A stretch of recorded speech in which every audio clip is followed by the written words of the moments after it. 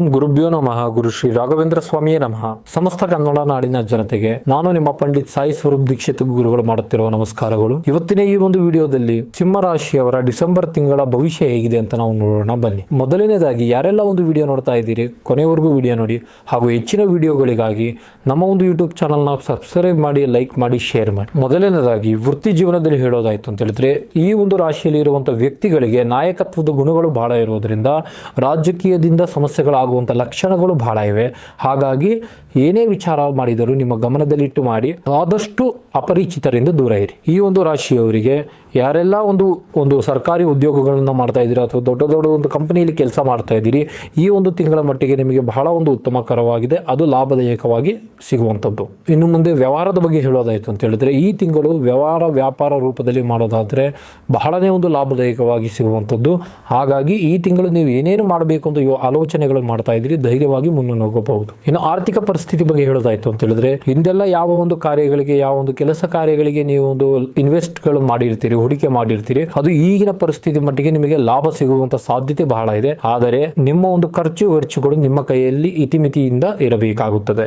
ವಿಶೇಷವಾಗಿ ಈ ಒಂದು ಆರ್ಥಿಕ ಪರಿಸ್ಥಿತಿಯಲ್ಲಿ ಈ ಒಂದು ಸಿಂಹರಾಶಿಯ ಕುಟುಂಬದಲ್ಲಿ ಇರುವಂತಹ ವ್ಯಕ್ತಿಗಳು ಕುಟುಂಬದವರಿಗೋಸ್ಕರ ಸಾಕಷ್ಟು ಖರ್ಚು ಮಾಡುವಂತ ಸಾಧ್ಯತೆಗಳಿದೆ. ಹಾಗಾಗಿ ಯಾವುದೇ ಒಂದು ವಿಚಾರ ಇದ್ರೆ ನಿಮ್ಮ ಗಮನದಲ್ಲಿ ಇಟ್ಟು ಮಾಡಬೇಕಾಗುತ್ತದೆ.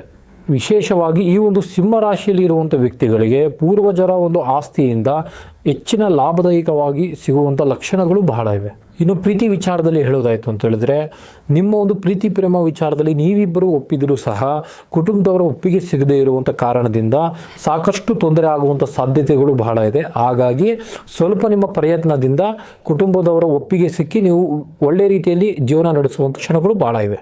ಇನ್ನು ನಿಮ್ಮ ಕುಟುಂಬದಲ್ಲಿ ಯಾವುದಾದ್ರೂ ಒಂದು ಕೋರ್ಟು ಕೇಸು, ಜಮೀನು ವಿಚಾರದಲ್ಲಿ ಏನಾದರೂ ಸಮಸ್ಯೆಗಳಿತ್ತು ಅಂತ ಹೇಳಿದ್ರೆ, ನಿಮ್ಮ ಕುಟುಂಬದ ಸಂಬಂಧಿಕರ ಬಳಗದಲ್ಲಾಗಿರ್ಬೋದು, ಸ್ನೇಹಿತರ ಬಳಗದಲ್ಲಾಗಿರ್ಬೋದು, ಅಕ್ಕಪಕ್ಕದ ಬಳಗದಲ್ಲಿಂದ ಮೂರನೇ ವ್ಯಕ್ತಿಯಿಂದ ಸಮಸ್ಯೆ ಆಗುವಂಥ ಸಾಧ್ಯತೆಗಳು ಬಹಳ ಇದೆ. ಹಾಗಾಗಿ ಯಾವುದೇ ವಿಚಾರ ಆಗಿದ್ರೂ ಸಹ ನಿಮ್ಮ ಗಮನದಿಂದ ನೀವು ಮಾಡುವಂಥದ್ದು ಬಹಳ ಉತ್ತಮ. ಇನ್ನು ಆರೋಗ್ಯದ ವಿಚಾರದ ಬಗ್ಗೆ ಹೇಳೋದಾಯಿತು ಅಂತ ಹೇಳಿದ್ರೆ, ಈ ತಿಂಗಳು ಕೆಲಸದ ಒತ್ತಡದಿಂದ ನಿಮಗೆ ಸ್ಟ್ರೆಸ್ನೆಸ್ ಆಗುವಂಥ ಸಾಧ್ಯತೆಗಳು ಬಹಳ ಇದೆ. ಸುಸ್ತು, ಮಾನಸಿಕ ಒತ್ತಡ, ಆರೋಗ್ಯದಲ್ಲಿ ಒಂದಲ್ಲ ಒಂದು ರೀತಿಯಲ್ಲಿ ಸಮಸ್ಯೆ ಆಗುವಂಥ ಸಾಧ್ಯತೆ ಇದೆ.